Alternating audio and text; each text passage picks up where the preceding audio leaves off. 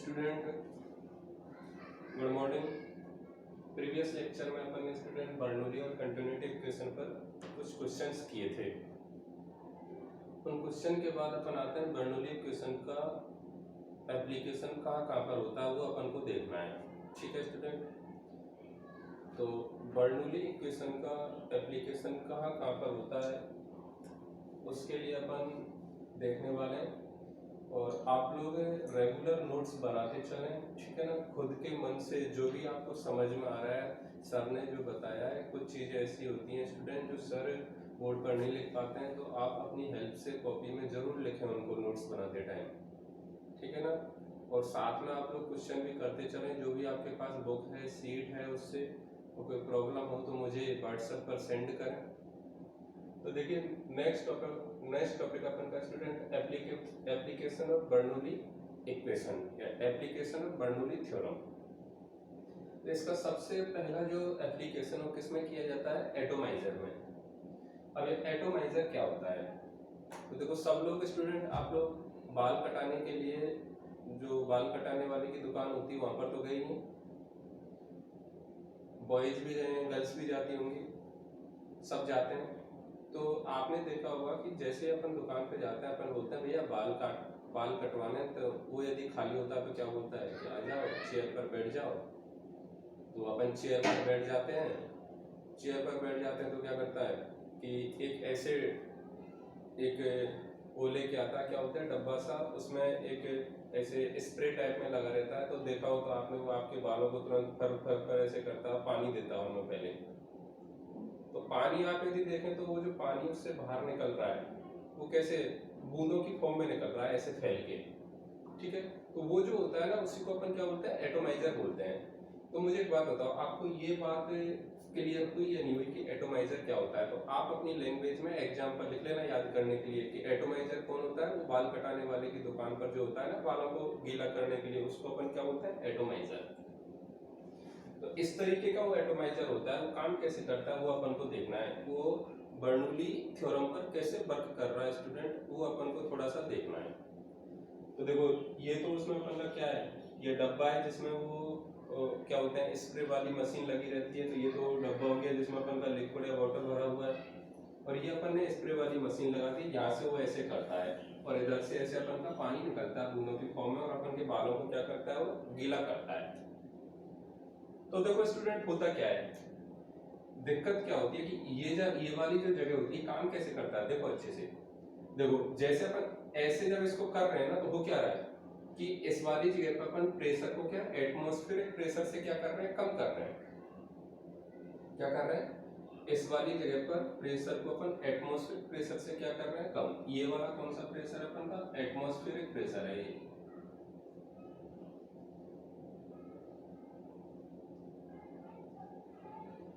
तो यहाँ पर मैंने क्या कर दिया, प्रेशर जो है वो एटमॉस्फेरिक प्रेशर से कैसा कर दिया, कम। अब स्टूडेंट इस वाली जगह पर यदि प्रेशर एटमॉस्फेरिक प्रेशर से कम हो गया, और ये तो क्लियर है कि ये जो अपन का डब्बा है इसमें तो कैसा प्रेशर होगा अपन का, यदि यदि ये किसके कांटेक्ट में होगा अपन का, एटमॉस्फेयर के कांटेक्ट में होगा, तो एटमॉस्फेयर के बराबर होगा, नहीं कुछ और होगा अपन का प्रेशर।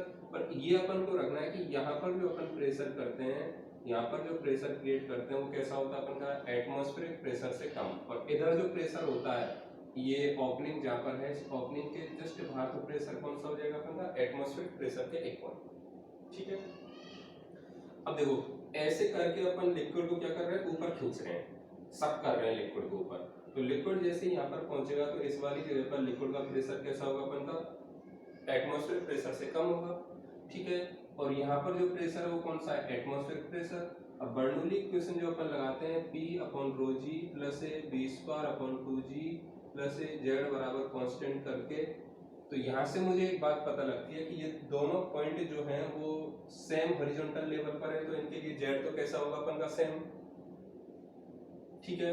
तो देखो इस वाली जगह पर यदि प्रेशर कम है, तो देखो इन दोनों पॉइंटों पर यदि मैं बर्नौली इक्वेशन लगाऊं, तो मुझे एक बात बताओ, यहाँ पर यदि प्रेशर कम है तो मुझे बताओ इस वाली जगह पर जो लिक्विड की स्पीड होगी वो कैसी होनी चाहिए स्टूडेंट, वो ज्यादा होनी चाहिए अपन की, कैसी होनी चाहिए, ज्यादा। तो यहाँ से मुझे ये बात पता लग गया कि यहाँ पर प्रेशर कम है तो लिक्विड की स्पीड कैसी होगी, ज्यादा। देखो प्रेशर कम तो स्पीड क्या हो जाएगी अपन की ज्यादा। ये अपन पहले भी बर्नौली इक्वेशन में कर चुके हैं, मैंने आपको एक क्वेश्चन भी ऐसा कराया। तो देखो स्पीड यदि ज्यादा होगी तो ज्यादा स्पीड से जो अपन के लिक्विड जा रहा है तो वो जब बाहर निकलेगा तो वो कैसे निकलता है अपन का, बहुत छोटी छोटी ड्रॉपलेट की फॉर्म में निकलता है। कैसे निकलता है, बहुत छोटी छोटी ड्रॉपलेट की फॉर्म में। इसलिए तो आपने देखा होगा कि वो जो जब बालों को गीला करता है तो फुर फुर फुर फुर ऐसे करता है, ठीक है, बहुत छोटी छोटी अपन क्या ड्रॉपलेट आती है और उनसे अपन के बाल क्या गीले हो जाते हैं। तो ये जो अपन का एटोमाइजर होता है किस पर वर्क करता है, अपन का बर्नौली इक्वेशन पर वर्क करता है। तो पहला जो एप्लीकेशन है वो क्या हो गया, एटोमाइजर। ठीक है, मैंने जितना बताया वो ही आपको याद रखना है, इतना से याद रखना है कि यहाँ पर प्रेशर एटमॉस्फेयर प्रेशर से कम हो जाता है, इसलिए लिक्विड की स्पीड क्या होती है, बहुत ज्यादा। तो बहुत ज्यादा लिक्विड की स्पीड होगी तो जो बाहर निकलेगा वो छोटी छोटी बूंदों की फॉर्म में क्या करता है, वो बाहर निकलता है। ठीक है, तो इसको एक बार आप देखिए।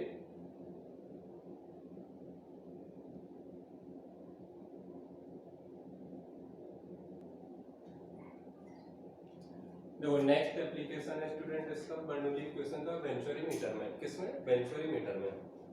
तो देखो बेंचोरीमीटर एक ऐसी डिवाइस होती है जिसके द्वारा अपन क्या कैलकुलेट करते हैं, रेट ऑफ फ्लो कैलकुलेट करते हैं, या फिर लिक्विड की क्या कैलकुलेट करते हैं, अपन स्पीड कैलकुलेट करते हैं किसी सेक्शन में पाइप में।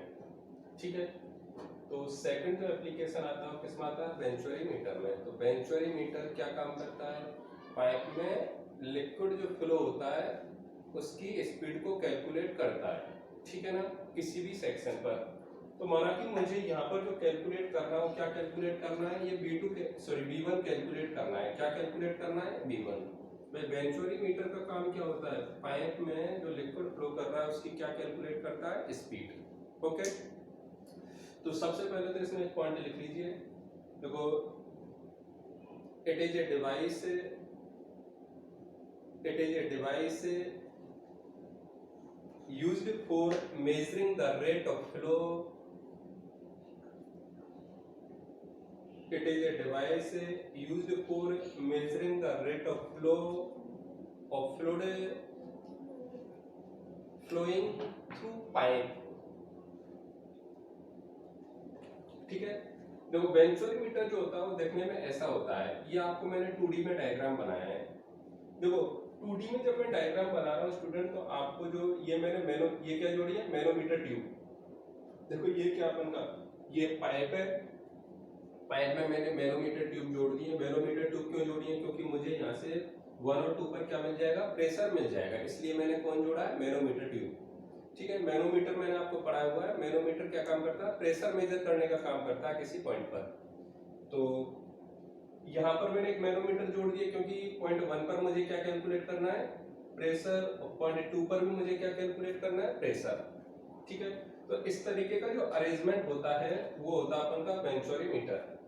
अब देखो आपको 2D में डायग्राम बनाया हुआ है स्टूडेंट, तो आपको ये वाली मैनोमीटर और ये वाली मैनोमीटर का लेवल कैसा दिख रहा होगा, डिफरेंट दिख रहा होगा। ठीक है, जबकि ऐसा है नहीं स्टूडेंट। 3D में यदि देखेंगे तो ये वाली बेंचोरीमीटर और सॉरी ये वाली मैनोमीटर और ये वाली जो मैनोमीटर ट्यूब है ये कैसी है, सेम लेवल पर है। देखो ये कैसा है, मतलब इस तरीके का है। ये अपन की ट्यूब है, तो एक मैनोमीटर ट्यूब सॉरी ये अपन की क्या है, पाइप है। इस पाइप में मैंने एक मैनोमीटर ट्यूब कहाँ पर जोड़ दिया है, यहाँ पर। दूसरी मैनोमीटर ट्यूब कहाँ पर जोड़ दिया है, यहाँ पर। हाँ, ये एरिया कम हो गया पर ये लेवल तो कैसा, हॉरिजॉन्टल से इसका सेम है। हॉरिजॉन्टल से लेवल कैसा है, सेम। तो ये जो दोनों हैं अपन की, ये कैसी हैं, सेम लेवल पर हैं, सेम हॉरिजॉन्टल लेवल पर हैं। 3D में यदि अपन देखेंगे तो ठीक है ना। 2D में अपन को कैसा दिख रहा है, ऐसा दिख रहा है अलग अलग। ओके बच्चों, ठीक है। अब देखो इसमें से लिक्विड फ्लो कर रहा है, जो लिक्विड फ्लो कर रहा है उसकी डेंसिटी में मान लेता हूं कितनी, रो। ठीक है, अब मैंने 2 पॉइंट मान लिए, एक 1 मान लिया और एक 2 मान लिया। भाई मेन काम क्या क्या होता है इसका कि इस पाइप से लिक्विड जो फ्लो कर रहा है उसकी रेट क्या है। ठीक है, मतलब मुझे क्या निकालना है, डिस्चार्ज निकालना है।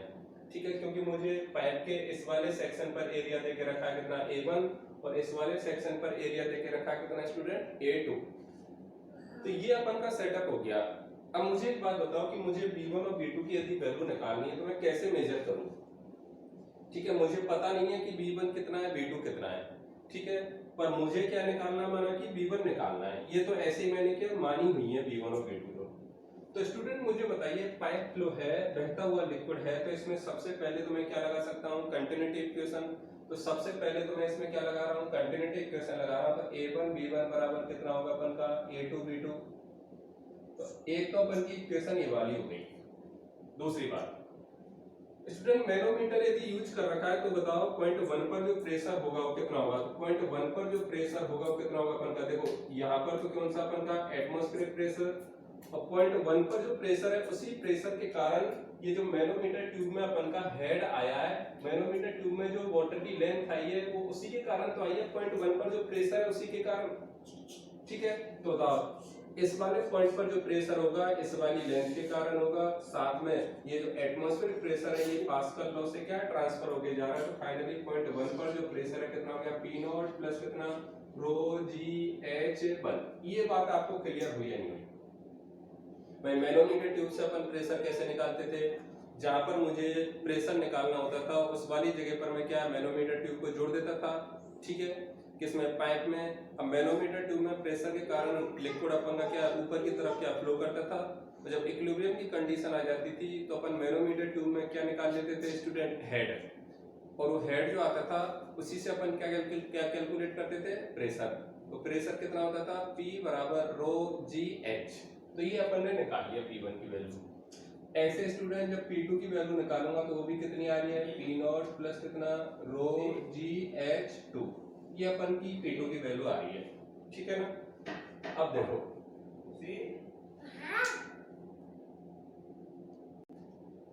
तो स्टूडेंट हमने 1 और 2 दोनों पॉइंटों पर क्या निकाल लिया, प्रेशर भी मैंने कैलकुलेट कर लिया। किसकी हेल्प से किया, ये मैनोमीटर ट्यूब। ये कौन सी ट्यूब है अपन की, मैनोमीटर।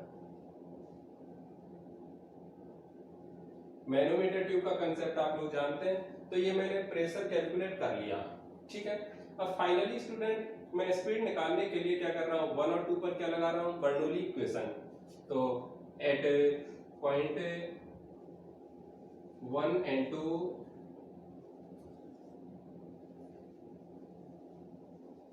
बर्नौली इक्वेशन, बताओ 1 पर बर्नौली इक्वेशन लगाएंगे तो कितना होगा, P1 upon rho G plus V1 square upon कितना 2G plus Z1 is equal to P2 upon कितना rho G plus V2 square upon कितना 2G प्लस कितना Z2।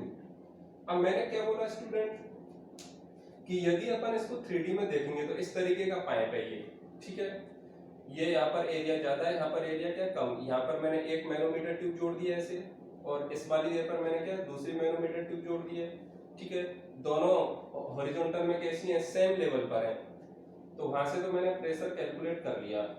ठीक है, अब मुझे बताओ सेम हॉरिजॉन्टल लेवल पर हैं तो वो जो पॉइंट अपन ने लिए हैं 1 और 2 वो भी अपन के किसी रेफरेंस लाइन से कैसे होंगे, सेम हॉरिजॉन्टल लेवल पर होंगे। तो उनके लिए दोनों के लिए स्टूडेंट Z1 और Z2 दोनों कैसे होंगे अपन के, इक्वल। ध्यान से सुनो भाई, एक पॉइंट यहाँ पर है एक पॉइंट यहाँ पर है, माना कि मैं रेफरेंस लाइन ये वाली ले लूं तो इस रेफरेंस लाइन से इस पॉइंट की और इस पॉइंट की हाइट कैसी होगी अपन की, सेम। मतलब ये Z1 और Z2 तो कैसे अपन के दोनों इक्वल है, तो ये तो क्या हो गया अपन के कैंसिल। ठीक है, तो फाइनली देखो कितना बच रहा अपन का, ये आ गया अपन का G से G भी देखो सब में कैंसिल हो जाएगा, यदि Z से Z कैंसिल हो गए तो ये आ गया P1 upon rho plus V1 square upon कितना 2 is equal to P2 upon rho plus V2 square upon कितना 2। ठीक है, एक इक्वेशन अपन के पास स्टूडेंट ये आ गई। बताओ इसमें किसी को दिक्कत है क्या? चलो P1 और P2 की अपन वैल्यू रख देते हैं। तो मैं ये डायग्राम अब हटा रहा हूँ यहाँ से, आप एक बार अच्छे से देख लें। ठीक है, डायग्राम हटा रहा हूँ क्योंकि अब डायग्राम का जरूरत नहीं है, अपन को सिर्फ क्या करनी है, कैलकुलेशन करनी है। स्क्रीनशॉट ले लें आप लोग। अब देखिए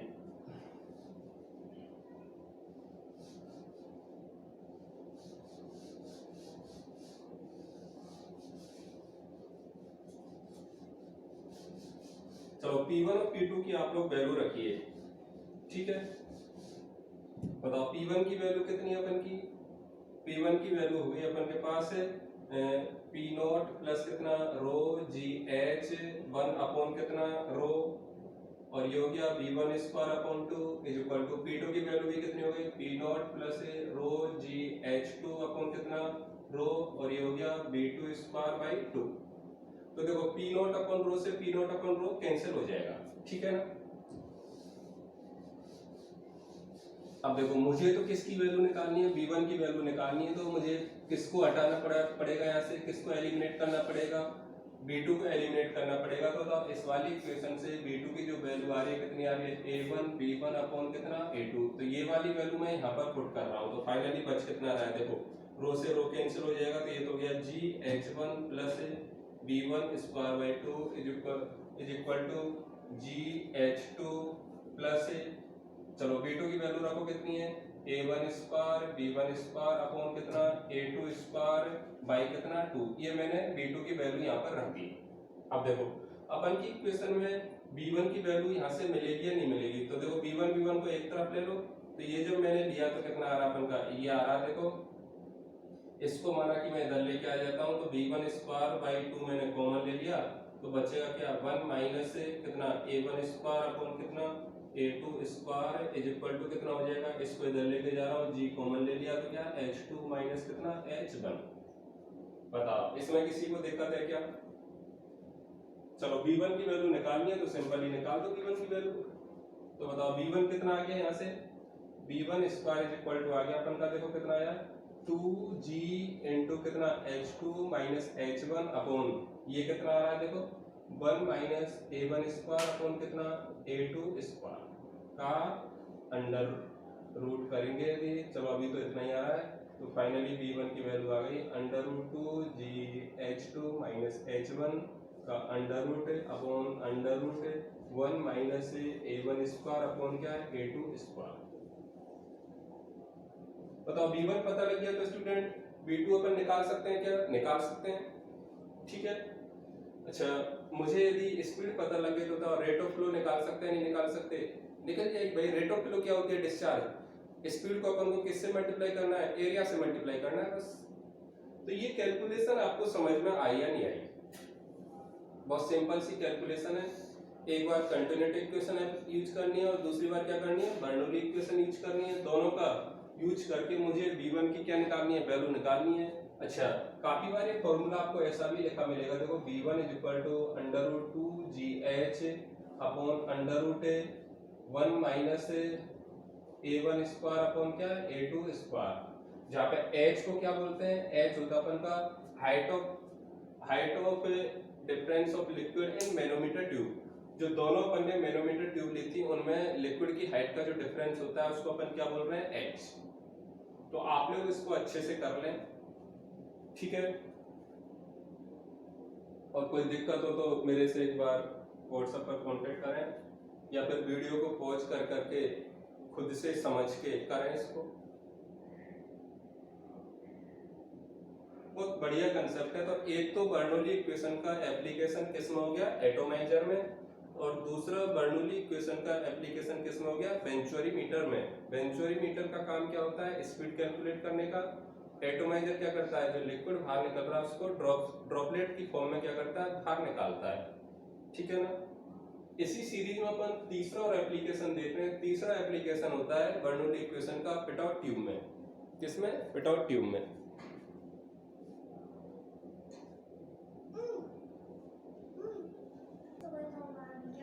देखो नेक्स्ट टॉपिक अपन का पिटॉट ट्यूब।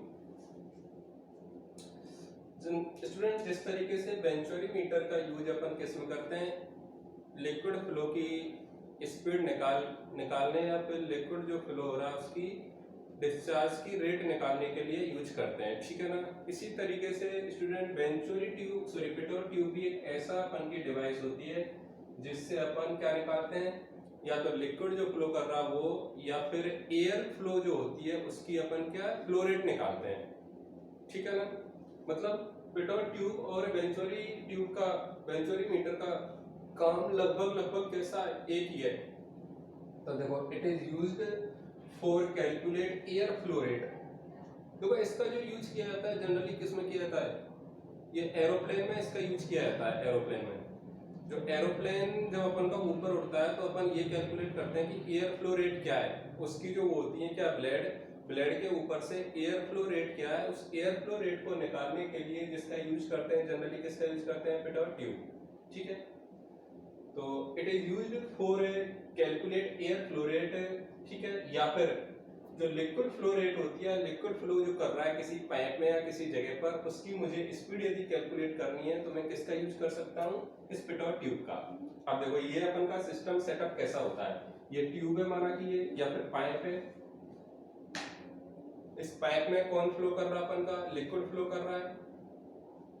पाइप में जो लिक्विड फ्लो कर रहा है उसकी स्पीड कितनी है v, और उसकी डेंसिटी कितनी है रो। तो इस तरीके की एक ट्यूब होती है ये ऐसी, इस ट्यूब को अपन क्या इसमें फिट कर देते हैं, और ये ट्यूब यहाँ पर इस तरीके की होती है, देखो ऐसे, मतलब यहाँ से बहुत अपन बोलते हैं नैरो ट्यूब होती है एकदम ये। तो इस ट्यूब की प्रॉपर्टी होती है स्टूडेंट कि इस वाली जगह पर जब लिक्विड इससे टकराता है तो उस लिक्विड की स्पीड कितनी हो जाती है, 0। ध्यान से सुना मैं क्या बोल रहा हूँ, जो चीजें मैं बता रहा हूँ वो सब आपको याद करनी है, जैसे मुझे याद है ऐसे ही आपको याद रहना चाहिए। तो ये जो बहुत नैरो वाला पोर्शन है, यहाँ पर ऐसे लिक्विड आ रहा है, तो लिक्विड जब आ रहा है तो इस जगह से जब टकरा रहा है, तो जैसे टकराता है तो उसकी स्पीड 0.2 पर कितनी हो जाती है, 0। तो ये जो 0.2 होता है इसको अपन बोलते हैं स्टैग्नेशन पॉइंट। क्या बोलते हैं इसको अपन, स्टैग्नेशन पॉइंट। तो स्टैग्नेशन पॉइंट कौन सा होता है, इसकी मैथमेटिकल डेफिनेशन देख लो आप। स्टैग्नेशन पॉइंट कौन सा होता है, वो पॉइंट होता है जहां पर लिक्विड की स्पीड कैसी हो जाती है, 0। मतलब लिक्विड किस में आ जाता है, रेस्ट में, मतलब काइनेटिक एनर्जी कितनी होगी अपन की, 0। ये बात क्लियर हुई या नहीं हुई। तो पिटोट ट्यूब का मतलब क्या है, एयर फ्लो रेट कैलकुलेट करने के लिए जनरली किस में यूज किया जाता है, एरोप्लेन में, एरोप्लेन में यूज किया जाता है इसको, ठीक है। एरोप्लेन की ब्लेड के ऊपर जो अपन का होता है क्या, एयर कितनी स्पीड से फ्लो कर रही है उसको कैलकुलेट करने के लिए किसका यूज करते हैं, पिटोट ट्यूब। या फिर कोई भी लिक्विड अपन का फ्लो कर रहा है पाइप में या कहीं और, उसकी मुझे स्पीड या फिर डिस्चार्ज रेट निकालनी है तो किसका यूज कर सकता हूं मैं, पिटोट ट्यूब का, ठीक है। और पिटोट ट्यूब कैसा सेटअप होता है, ऐसा। तो पिटोट ट्यूब में ये जो एंट्री वाला पॉइंट होता है इसको अपन क्या बोलते हैं, स्टैग्नेशन पॉइंट। कौन सा पॉइंट बोलते हैं student, stagnation point. Stagnation point किसको बोल रहे हैं, ये ऐसा पॉइंट होता है जहां पर आके लिक्विड या एयर की वेलोसिटी कितनी हो जाती है अपन की, 0, ठीक है। तो ये सब लिख के ये डायग्राम बना के नेक्स्ट हेडिंग में आप लोग डाल लो स्टैग्नेशन पॉइंट। स्क्रीनशॉट ले लो या फिर वीडियो पॉज करके लिखो, उसके बाद पॉइंट डालो स्टैग्नेशन पॉइंट लिखो। It is a point, it is a point where a fluid comes to rest,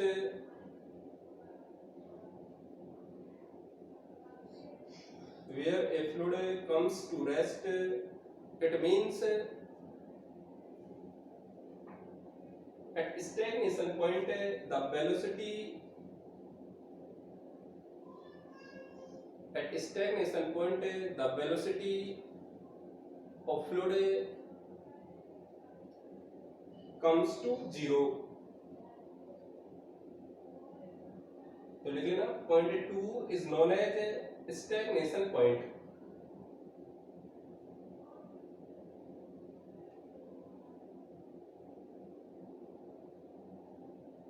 अब देखो ये अपन का लिक्विड आ रहा है, ठीक है, लिक्विड की पॉइंट 1 पर तो स्पीड क्या थी, v।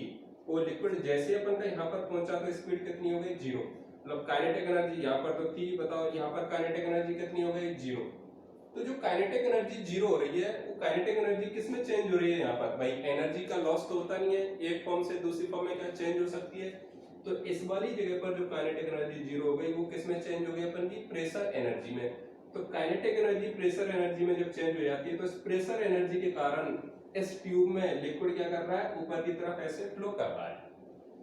तो उस प्रेशर एनर्जी इंक्रीज होने के कारण मैंने मान लिया ट्यूब में लिक्विड कहां तक पहुंच गया, कहां तक चढ़ गया अपन का, इस वाली जगह तक, और ये हाइट कितनी हो गई अपन की, h1, ठीक है। तो ये लाइन भी लिख लो, लिखो ड्यू टू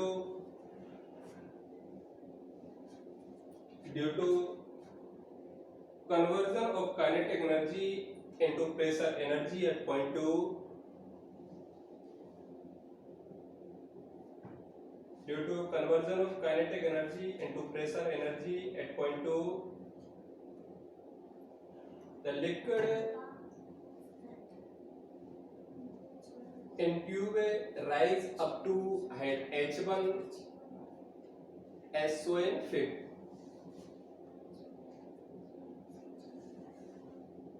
तो ये क्यों राइज कर रहा है? क्योंकि यहाँ पे जो काइनेटिक एनर्जी जीरो हो रही है, मतलब काइनेटिक एनर्जी किस में कन्वर्ट हो रही है? प्रेशर एनर्जी में। तो प्रेशर एनर्जी के कारण ये क्या कर रहा है? लिक्विड राइज कर रहा है अपन का। ठीक है, अब देखो एच नॉट क्या और एच वन क्या है, इनको लिख लो। लिखो H nought is equal to, देखो depth of tube, depth of tube in liquid. H1 is equal to लिख लो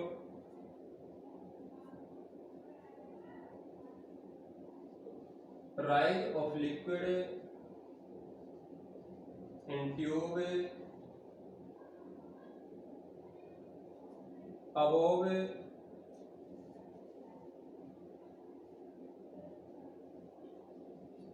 free surface of liquid और wall of pipe।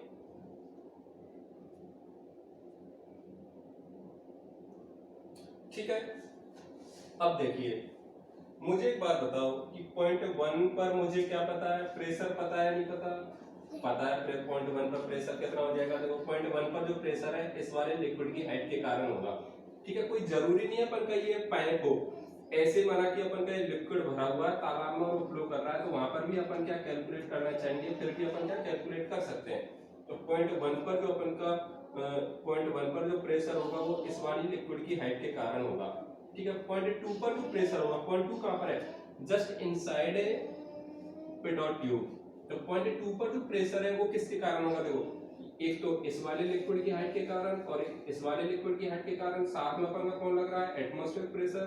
तो यहाँ पर भी कौन लग रहा होगा? ये एटमॉस्फेरिक प्रेशर, माना कि तालाब है तो क्लियर है मेरे बात। तो देखो ये सब मैं कैलकुलेट कर रहा हूँ अब।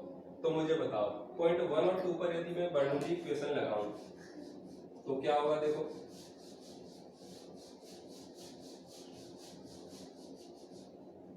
पॉइंट वन और टू पर मैं क्या लगा रहा हूं? Bernoulli equation. अप्लाई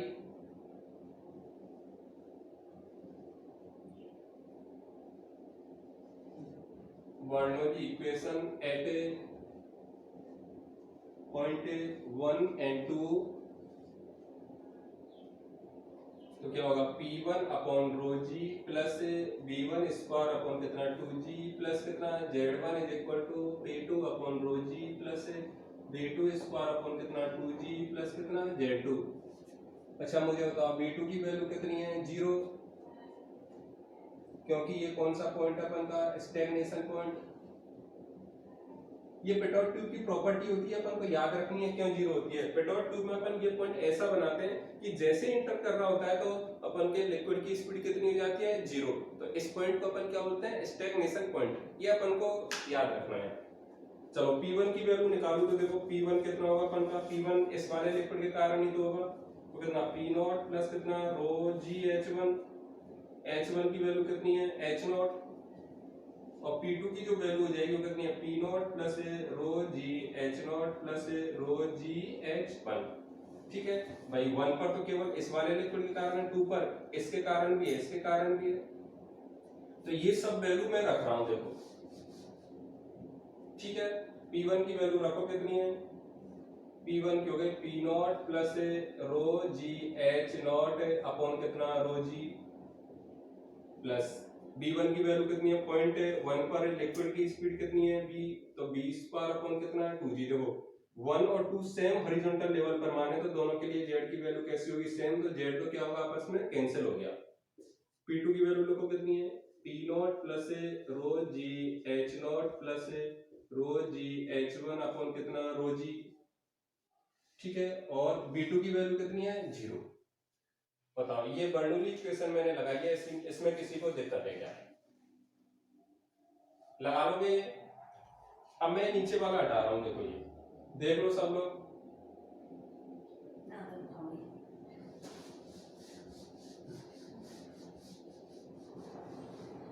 अब देखिए देखो यहाँ से पी नॉट अपन रो जी तो कैंसिल हो गया, ठीक है, जी से जी भी सब में क्या कैंसिल हो गया, तो बचा कितना, देखो ये बचा rho G H nought upon rho plus B square upon कितना 2 इज इक्वल टू इधर कितना rho G H not plus rho G H one upon कितना बचा अपन का रो, ये अपन का बचा इधर, ठीक है। देखो रो से रो भी कैंसिल हो जाएगा, तो फाइनली कितना बच रहा है अपन का, ये बच रहा है G H not plus B square upon 2 is equal to G H not plus G H one. तो देखो जी एच नॉट से जी एच नॉट भी कैंसिल हो गया, तो देखो स्टूडेंट यहाँ पर जो लिक्विड की स्पीड आ रही है वो कितनी आ रही है, √2 GH1। तो पिटोट ट्यूब से जब अपन लिक्विड की स्पीड निकाल रहे हैं तो स्पीड कितनी आ रही है 2GH1। H1 क्या है, जो फ्री सरफेस ऑफ लिक्विड है उससे ऊपर जो ट्यूब में लिक्विड की हाइट है वो कितनी है अपन की H1। तो ये आपको क्लियर होना चाहिए कि अपन की फाइनली जो पिटोट ट्यूब से स्पीड आई है वो कितनी आई है √GH1। बताओ इसमें किसी को दिक्कत, ध्यान रखना कि पिटोट ट्यूब से जो कैलकुलेट की है उसमें स्पीड किस पर डिपेंड कर रही है, केवल जो फ्री सरफेस ऑफ लिक्विड से जो हाइट होती है उस पर डिपेंड कर रही है, ठीक है। ट्यूब जो अंदर होती है लिक्विड के अंदर उस वाली डेप्थ पर डिपेंड नहीं कर रही है, देख लो, ठीक है। तो ये आप लोग अच्छे से करें। इसी में अपन का अगला एप्लीकेशन है चौथा सिफॉन, ठीक है, वो क्या है देखते हैं अपन।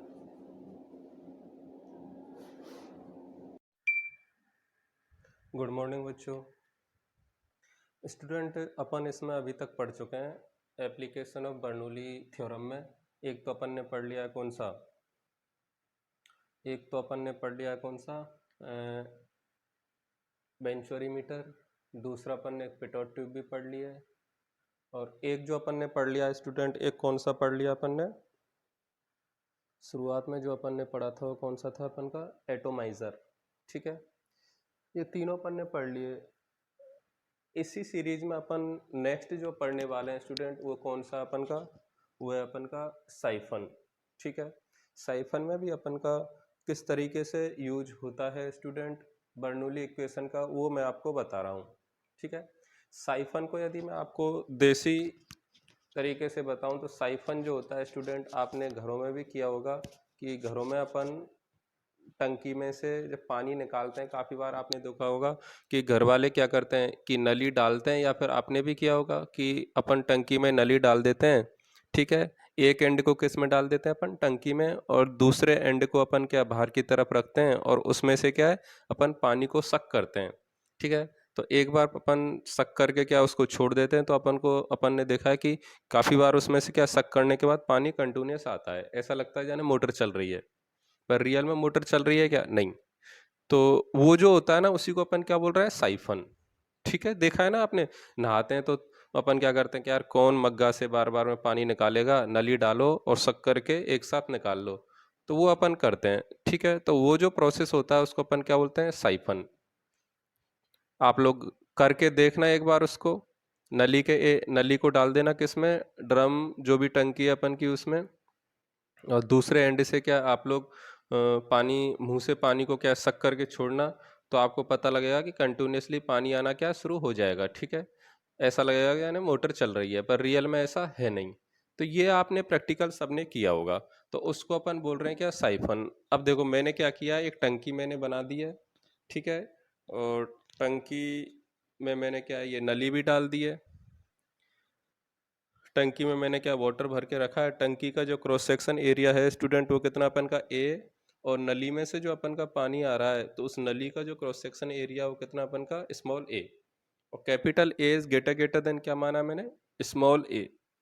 ये मैं आपको पहले भी बता चुका हूँ कि capital A is greater than small A होता है उस वाली कंडीशन में क्या मानते हैं कि ये टंकी का जो फ्री सरफेस है इसके जो पार्टिकल हैं उनकी स्पीड कितनी हो जाती है, जीरो, क्योंकि अपन क्या करते हैं इस वाली जगह पर, और माना कि यहाँ पर मैं क्या लगाऊं, कंटिन्यूटी इक्वेशन लगाऊं, तो कंटिन्यूटी इक्वेशन से अपन को पता है कि एरिया बहुत ज़्यादा है तो स्पीड कैसी होगी अपन की, बहुत कम, अपन को लगभग कितनी दिखाई देगी, जीरो। तो इस तरीके से स्टूडेंट मैंने ये सेटअप बना लिया है, ठीक है। और ये तो पॉइंट मैंने इसमें बना दिए हैं। देखो ये लिक्विड का फ्री सरफेस है टंकी में, तो फ्री सरफेस ऑफ लिक्विड से ऊपर जो ये नली की अपन की ऊंचाई है, हाइट है, वो कितनी है, h0, ठीक है। और इस फ्री सरफेस ऑफ लिक्विड से नली का जो ये फ्री एंड है बाहर वाला, इसकी जो अपन की डेप्थ है वो कितनी है अपन की, h, ठीक है। और अपन को तो स्टूडेंट इसमें क्या देखना है कि अपन जब सक करके छोड़ते हैं तो इस नली में से जो अपन का लिक्विड बाहर निकल रहा है, वाटर बाहर निकल रहा है, उसकी स्पीड क्या होती है, तो वो अपन को स्पीड निकालनी है, ठीक है। और ये भी अपन को सारी कंडीशन देखनी है कि कौन सी कंडीशन में पानी बाहर आएगा, कौन सी कंडीशन में पानी बाहर नहीं आएगा, ये सब अपन को देखना है। तो इसमें अपन आगे करते हैं, देखिए। तो पहले मुझे आप ये बताइए कि ये सेटअप आपको समझ में आया या नहीं आया। तो मेरे हिसाब से सेटअप आपको सबको समझ में आ गया होगा, ठीक है। अब देखिए, अच्छा मुझे एक बात बताइए, ये भी आप देख लीजिए स्टूडेंट कि पॉइंट 5 और पॉइंट 6 क्या है। देखो पॉइंट 5 तो जस्ट मैंने कहाँ पर लिया है, इस नली के अंदर लिया है यहाँ पर, और पॉइंट 6 जो है वो जस्ट नली के कहाँ पर लिया है, बाहर, ठीक है। पॉइंट 1 मैंने कहाँ पर लिया है student, free surface of liquid पर, और पॉइंट 2 कहाँ पर लिया है, नली में, और पॉइंट 3 मैंने कहाँ पर लिया है, ये नली में हाईएस्ट पोजीशन पर, ठीक है। पॉइंट 4 ये तो मैंने ऐसे ले लिए हैं। तो स्टूडेंट मुझे एक बात बताइए, पॉइंट 1 जो है यहाँ पर जो अपन के फ्लूइड पार्टिकल हैं ये किसके कांटेक्ट में, तो पॉइंट 1 पर जो फ्लूइड पार्टिकल होंगे किसके कांटेक्ट में, अपन के ये एटमॉस्फेयर के कांटेक्ट में। इसका मतलब पॉइंट 1 पर जो प्रेशर होगा स्टूडेंट वो क्या होगा अपन का, एटमॉस्फेरिक प्रेशर। ऐसे पॉइंट 6 पर जो अपन के फ्लूइड के पार्टिकल हैं जो नली से बाहर निकल रहे हैं वो भी किसके कांटेक्ट में अपन के, वो भी एटमॉस्फेयर के कांटेक्ट में, इसलिए पॉइंट 6 पर भी प्रेशर क्या होगा अपन का, एटमॉस्फेरिक प्रेशर। तो ये आप लिख लो, लिखो pressure on point 1 and point 6 will be atmospheric pressure, ठीक है। अच्छा मैं मान लेता हूं कि ये जो लिक्विड अपन का बाहर निकल रहा है इसकी स्पीड कितनी है अपन की, b, ये स्पीड ही अपन को क्या करनी है, कैलकुलेट करनी है, ठीक है। सोचो अपन कैसे कैलकुलेट करें। पॉइंट 6 पर मुझे क्या करनी है, स्पीड कैलकुलेट करनी है। पॉइंट 6 मैंने कहां पर लिया, जस्ट आउटसाइड नली ट्यूब।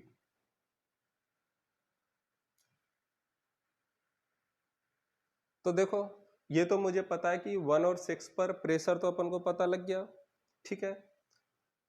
तो मुझे तो क्या निकालनी है, स्पीड। अच्छा 1 पर जो अपन के पार्टिकल हैं उनकी मुझे स्पीड भी पता है, स्पीड कितनी है उनकी, 0, ठीक है। क्योंकि एरिया कैसा अपन का इस नली के रेस्पेक्ट में बहुत ज्यादा, तो उनकी स्पीड अपन कितनी मानेंगे स्टूडेंट, 0। अब देखिए मैं क्या कर रहा हूँ, स्पीड निकालने के लिए 1 और 6 पर क्या लगा रहा हूँ, बर्नौली इक्वेशन लगा रहा हूँ, ठीक है। तो देखो क्या लिख रहा हूँ, apply Bernoulli equation at A point 1 and 6। देखो 1 और 6 पर जब मैं बर्नौली इक्वेशन अप्लाई करूंगा तो क्या हो रहा है, बताओ। 1 पर प्रेशर कितना, P1 upon rho G plus A, B1 square upon कितना 2G plus A, Z1 is equal to P6 upon कितना rho G plus A, B6 square upon कितना 2G प्लस कितना Z6। अच्छा 1 और 6 पर जब मैं बर्नौली इक्वेशन लगा रहा हूँ तो उस वाली कंडीशन के लिए मैंने ये वाली जो लाइन है ये क्या मान ली, मैंने रेफरेंस लाइन मान ली। ये कौन सी लाइन अपन की, रेफरेंस लाइन। अब मुझे बताओ ये वाली यदि रेफरेंस लाइन है तो Z1 की वैल्यू क्या होगी भाई, Z1 ये Z होता क्या है, डेटम हेड क्या होता है, जो भी अपन रेफरेंस लाइन अपन ले रहे हैं स्टूडेंट, उस रेफरेंस लाइन से उस पॉइंट की क्या है, हाइट या फिर डेप्थ।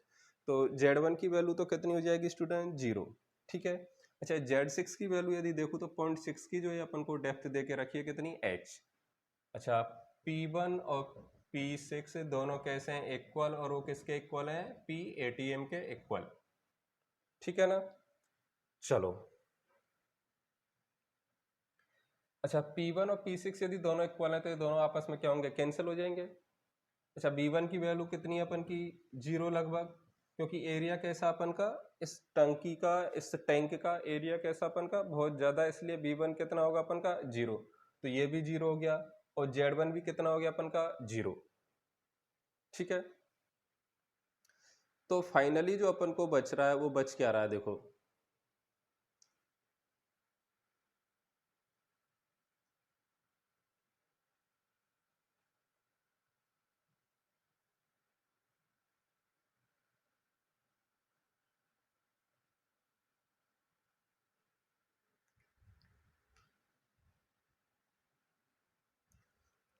तो ये सब तो इधर का क्या हो गया, अपन का जीरो हो गया। तो देखो ये सारी चीज तो कितनी हो गई अपन की, जीरो इज इक्वल टू इधर कितना बचा, b6 की वैल्यू मैंने कितनी मानी है, b। तो बी स्क्वायर अपॉन कितना 2g। अब इंपॉर्टेंट बात है स्टूडेंट की z6 की वैल्यू क्या लेंगे। तो देखो रेफरेंस लाइन से यदि अपन ऊपर की तरफ लेंथ लेंगे, ठीक है, ऊपर की तरफ हाइट लेंगे तो कैसी आएगी अपन की पॉजिटिव, और रेफरेंस लाइन से स्टूडेंट नीचे की तरफ लेंगे तो कैसी आएगी अपन की नेगेटिव। ये बात आप याद रखें, ठीक है। रेफरेंस लाइन से यदि ऊपर की तरफ लेंगे तो कैसी आएगी पॉजिटिव, और रेफरेंस लाइन से नीचे की तरफ लेंगे तो कैसी आएगी नेगेटिव। तो देखो मैंने नीचे की तरफ ली है, तो बताओ z6 की वैल्यू कितनी हो गई, -h। तो यहाँ से मुझे मिल रहा है b square upon 2g is equal to कितना h। तो b की जो वैल्यू मिल रही है स्टूडेंट वो कितनी मिल रही है, √2gh। तो फाइनली स्टूडेंट मैंने 1 और 6 पर बर्नौली इक्वेशन लगा के मैंने पॉइंट 6 पर या फिर इस नली से ट्यूब से जो वाटर अपन का बाहर आ रहा है उसकी मैंने क्या निकाल ली, स्पीड निकाल ली, और वो स्पीड कितनी आ रही है, √2gh। अब इंपॉर्टेंट बात यह है कि यहाँ पर जो अपन का लिक्विड बाहर निकल रहा है, ठीक है, इस लिक्विड की स्पीड या इस वाटर की स्पीड जो है मुझे बताओ इस h0 पर डिपेंड कर रही है क्या, नहीं कर रही। इस लिक्विड की या वाटर की जो स्पीड है वो h0 पर डिपेंड नहीं कर रही, केवल किस पर डिपेंड कर रही है, h पर डिपेंड कर रही है। और ये h है क्या स्टूडेंट, h अपन का फ्री सरफेस ऑफ लिक्विड जो होता है उससे ये जो बाहर वाला एंड है ट्यूब का, इस एंड की क्या है, गहराई, डेप्थ, ठीक है। तो यहां पर मुझे एक बात तो पता लग गया कि लिक्विड से जो अपन, सॉरी ट्यूब से जो अपन का वाटर बाहर आएगा उसकी स्पीड, ये जो h0 है मतलब इस फ्री सरफेस ऑफ लिक्विड से जो इस नली की हाईएस्ट हाइट है इस हाइट पर डिपेंड नहीं करती है, केवल किस पर डिपेंड करती है कि जो दूसरा एंड है वो फ्री सरफेस ऑफ लिक्विड से कितने नीचे है। मतलब ये एंड जितना ज़्यादा नीचे होगा इस वाले फ्री सरफेस ऑफ लिक्विड से, नली में से जो पानी है वो उतनी ही ज़्यादा स्पीड से क्या बाहर निकलेगा, ठीक है। तो मुझे एक बात बताइए कि यदि ये h की वैल्यू अपन की जीरो हो जाए, मतलब इस ट्यूब का जो ये वाला एंड है वो इस वाली जगह पर होता, तो मुझे बताओ नली से पानी बाहर आता क्या, नहीं आता। या फिर मैं बोलूं कि ये जो फ्री एंड है अपन का नली का, ये बाहर वाला ये एंड यदि इस फ्री सरफेस ऑफ लिक्विड से ऊपर होता तो मुझे बताओ पानी बाहर आता क्या अपन का, नहीं आता। क्योंकि अपन ने जो एच लिया वो कौन सा लिया, फ्री सरफेस ऑफ लिक्विड से नीचे की तरफ। तो यहां से मुझे एक बात पता लग रही है कि इस नली से पानी जो है वो बाहर कब आएगा, केवल उसी कंडीशन में बाहर आएगा जब ये जो नली है इस नली का जो एंड है ये बाहर वाला ये फ्री सरफेस ऑफ लिक्विड से कैसा होगा, नीचे। और आप प्रैक्टिकल करके देख लेना घर पर, नली डाल के देखना एक बार, नली का जो एंड है वो ड्रम में या फिर टंकी में जो पानी का लेवल है उससे नीचे करके सक करना तो पानी बाहर आएगा। और एक बार नली के एंड को ड्रम में या टंकी में जो पानी का लेवल है उससे ऊपर करके रखना और तब सक करना, तब पानी बाहर आए क्या देखना। तो एक रिजल्ट मुझे मिल गया यहाँ से कि इस नली से जो वाटर अपन का बाहर आ रहा है वो इस वाली हाइट पर डिपेंड नहीं करता है, केवल कौन सी हाइट पर डिपेंड करता है कि नली इस फ्री सरफेस ऑफ लिक्विड से कितने नीचे तक है। तो लिख लो इसमें नोट डाल के एक point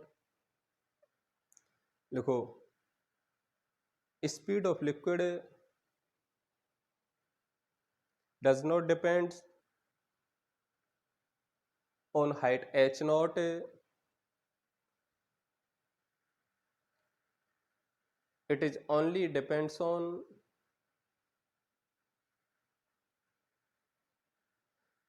depth of a tube below free surface of liquid and tank।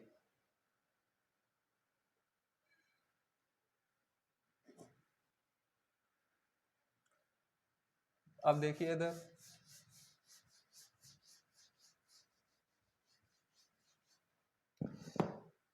Special case बना के मैं लिख रहा हूं। तो केस नंबर 1 क्या अपन का, if H is greater than 0, बताओ H इज ग्रेटर देन 0 होगा तो ऐसी कंडीशन में V की जो नली से जो अपन का या ट्यूब से जो पानी अपन का बाहर आ रहा है उसके पास स्पीड होगी या नहीं होगी, होगी। तो if H is greater than 0 तो B is not equal to 0, मतलब B क्या एग्जिस्ट करेगा। केस नंबर 2 क्या अपन का देखो, if H is equal to 0 तो B इज इक्वल टू क्या होगा 0। और केस थर्ड है अपन का, if H is less than 0, less than 0 का मतलब है किधर, ऊपर की तरफ, ठीक है। तो H यदि लेस देन 0 है या एंड ऑफ ट्यूब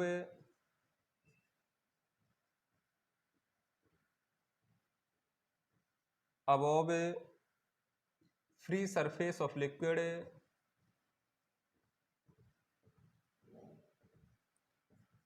तो अब B कितना होगा अपन का 0, ठीक है। तो ये 2-3 बातें आप लोग याद रखना। तो इस ट्यूब से पानी कब बाहर आएगा, जब ये नली का and free surface of liquid से कैसा होगा, नीचे, ठीक है, वरना बाहर नहीं आएगा। अच्छा, अब आपने काफी बार स्टूडेंट ऐसा भी देखा होगा कि ये ट्यूब जो है अपन, ट्यूब जो है इसका एंड इस फ्री सरफेस ऑफ लिक्विड से नीचे होता है और फिर भी अपन का क्या पानी बाहर नहीं आता है। तो ऐसा क्यों होता है, मैं क्या बोल रहा हूं, काफी बार क्या होता है कि ये जो ट्यूब है अपन की, इस ट्यूब का and free surface of liquid से कैसा होता है अपन का नीचे, और फिर भी अपन का क्या पानी बाहर नहीं आता है। तो ऐसा क्यों होता है, तो उसके लिए देखिए आप लोग,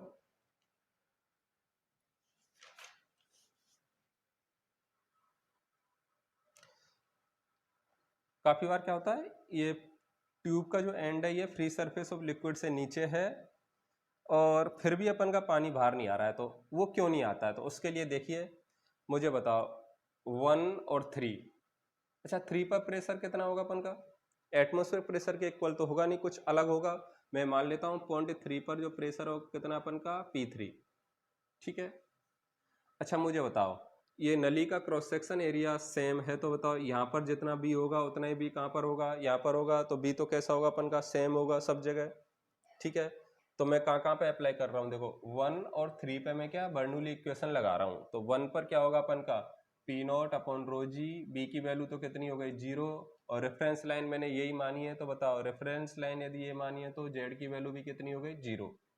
P3 की यदि बात करूं तो 0.3 की बात करूं तो प्रेशर कितना P3 upon rho G plus, बताओ स्पीड कितनी हो गई, जितनी यहाँ पर है उतनी स्पीड होगी। तो ये कितना हो गया बी स्क्वायर अपॉन कितना 2G, और जेड की वैल्यू हो गई कितनी H0, क्योंकि रेफरेंस लाइन ये मानी है तो इससे हाइट कितनी होगी अपन की H0। अच्छा ये बात आपको क्लियर हुई या नहीं हुई स्टूडेंट, कि यहाँ पर b की वैल्यू वही होगी जो यहाँ पर है, क्योंकि पूरी नली का क्रॉस सेक्शन एरिया कैसा है सेम। तो कंटिन्यूटी इक्वेशन क्या होती है, a1 b1 बराबर क्या है a2 b2, ठीक है। मतलब एरिया यदि सेम है तो स्पीड भी कैसी होगी अपन की सेम। तो यहाँ से यदि मैं P3 की वैल्यू निकालूं तो देखो P3 की वैल्यू कितनी आ रही है, पहले तो मैं P not upon rho G is equal to P3 upon कितना रो जी। अच्छा बी स्क्वायर की वैल्यू कितनी हो जाएगी, अंडर रूट 2GH का स्क्वायर करेंगे तो कितना 2GH अपॉन कितना 2G प्लस कितना H0, 2G से 2G कैंसिल, तो फाइनली आ गया अपन का P3 अपॉन कितना rho G plus H0 plus कितना H। तो ये जो अपन की वैल्यू आई है स्टूडेंट P3 की, है P3 की जो वैल्यू आ गई अपन की वो आ गई कितनी, देखो P note minus rho G into कितना H0 प्लस कितना H। अच्छा मुझे एक बात बताओ, क्या 0.3 पर प्रेशर अपन का 0 हो सकता है क्या, कभी भी नहीं होगा, कुछ ना कुछ तो क्या प्रेशर होगा ही, ठीक है। तो देखो 0.3 पर यदि प्रेशर कभी 0 नहीं हो सकता, मतलब हमेशा 0 से तो कैसा होगा ज्यादा। तो 0.3 पर जो प्रेशर होगा अपन का ऑलवेज कैसा होगा ग्रेटर देन 0। भाई प्रेशर 0 से ज्यादा होगा उसी कंडीशन में तो अपन का लिक्विड क्या करेगा, लिफ्ट करेगा, ठीक है ना। अच्छा P3 यदि 0 से ज्यादा है तो बताओ P not minus rho G into कितना H0 plus H is greater than क्या होना चाहिए 0। तो फाइनली यहां से यदि मैं देखूं फाइनली यहाँ से यदि मैं देखूं तो कितना आ रहा है, देखो कि ये जो एच नॉट प्लस एच है ये लेस देन होना चाहिए किसके, पी नॉट अपॉन रो जी के। तो एक कंडीशन अपन के पास ये वाली आई है स्टूडेंट। तो देखो मैं क्या बोल रहा हूँ कि काफी बार क्या होता है कि ये जो एंड होता है ये फ्री सरफेस ऑफ लिक्विड से कैसा होता है अपन का, नीचे होता है, फिर भी वाटर के अपन का बाहर नहीं आता है। तो ऐसा इसलिए होता है कि उस वाले केस में ये एच नॉट और एच का जो एडिशन होता है वो P not upon rho G से कैसा हो जाता होगा, ये P not upon rho G से ज्यादा हो जाता होगा। उस वाली कंडीशन में अपन का लिक्विड क्या बाहर नहीं आता है। तो एक कंडीशन ये आ गई कि भाई लिक्विड बाहर कब आएगा, जब H not plus H P not upon rho G से कैसा होगा अपन का, कम। बताओ इसमें किसी को दिक्कत है? तो दो कंडीशन मिल गई कि पानी कब कब बाहर आएगा, कि ये जो ट्यूब का एंड है वो फ्री सरफेस ऑफ लिक्विड से क्या होना चाहिए, नीचे होना चाहिए। दूसरा ये H not plus H in दोनों का जो एडिशन है वो पी नॉट अपॉन रोजी से कैसा होना चाहिए, कम होना चाहिए। पी नॉट क्या है, एटमॉस्फेरिक प्रेशर। तो ये काफी बार अपन से क्या है एग्जाम में क्वेश्चन पूछ लेता है। तो आपको साइफन का कंसेप्ट समझ में आया या नहीं आया? देखो इसको करो एक बार खुद से।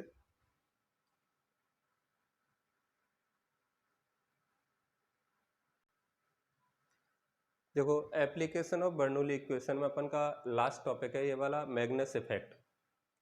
देखो मैग्नस इफेक्ट क्या होता है, काफी बार आपने देखा होगा कि स्पिन जो बॉलर होते हैं वो बॉल को स्पिन कैसे कराते हैं। तो वो जो स्पिन कराने का तरीका होता है उसमें कौन सा इफेक्ट लगता है अपन का, मैग्नस इफेक्ट। ठीक है। और एरोप्लेन जो अपन का उड़ता है, टेक ऑफ करता है, ठीक है, तो उसका उसमें भी कौन सा वाला इफेक्ट लगता है अपन का, मैग्नस इफेक्ट। तो मैग्नस इफेक्ट जो है वो क्या है, जनरली अपन क्रिकेट में देखते हैं बॉल को किसके काम आता है, स्पिन कराने के काम आता है। ठीक है, देखा होगा आपने बॉलर जो होता है ऐसे बॉल फेंकता है तो वो जब टप्पा खाती है नीचे, जब जमीन पर गिरती है तो उसके बाद क्या होती है, स्पिन होती है। उस स्पिन होने का कारण क्या है, वो क्या अपन का मैग्नस इफेक्ट। तो देखिए माना कि ये अपन की बॉल है, ठीक है, ये बॉल कैसे घूम रही है, ऐसे, ठीक है, और अपन की जो हवा है, एयर जो है वो इस तरीके से फ्लो हो रही है। एयर कैसे फ्लो हो रही है, इस तरीके से फ्लो हो रही है।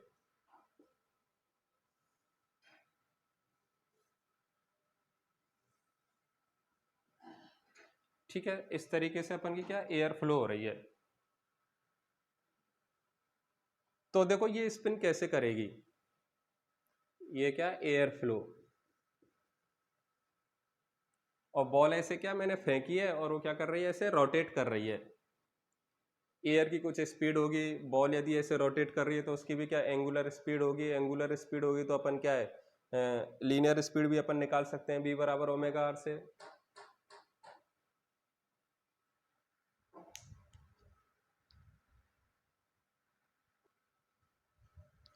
अब देखो इधर मैंने माना कि एक पॉइंट यहाँ पर मान लिया, ये पॉइंट है वन बॉल पर, और एक पॉइंट मैंने यहाँ पर मान लिया, ये है पॉइंट टू।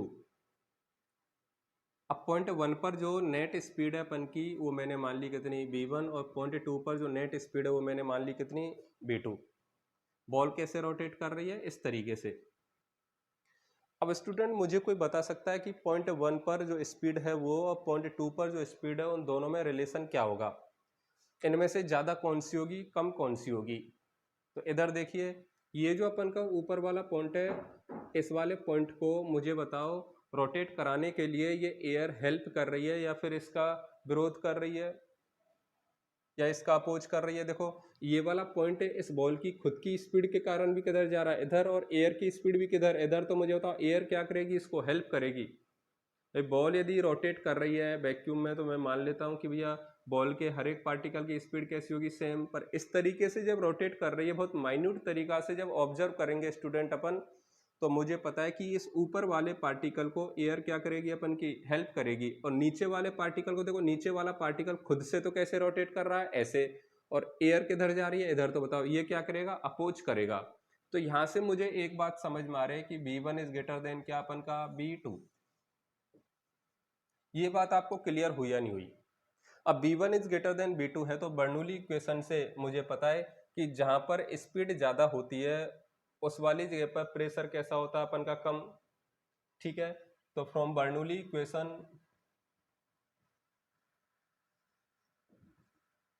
बताओ P1 इज ग्रेटर देन क्या होगा अपन का P2। क्लियर है वाली बात। भाई बर्नौली इक्वेशन में क्या होता है, जहां पर स्पीड ज्यादा होती है वहां पर अपन का प्रेशर क्या होता है, कम। तो B1 is greater then B2 है, तो सॉरी क्या है, P2 इज ग्रेटर देन क्या होगा अपन का P1।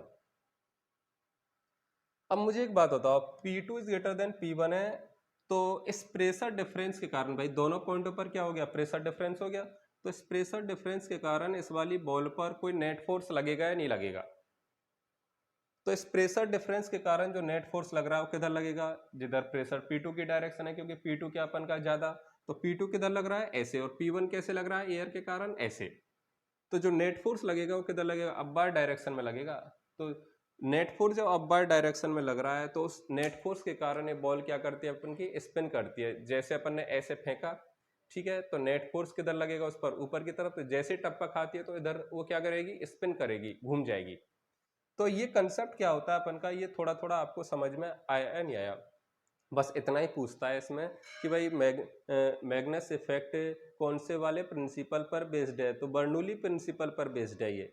और ये वर्क कैसे करता है ये मैंने थोड़ा सा आपको बता दिया है, ठीक है। आप अपनी लैंग्वेज में इसको लिखने की कोशिश करें, ठीक है।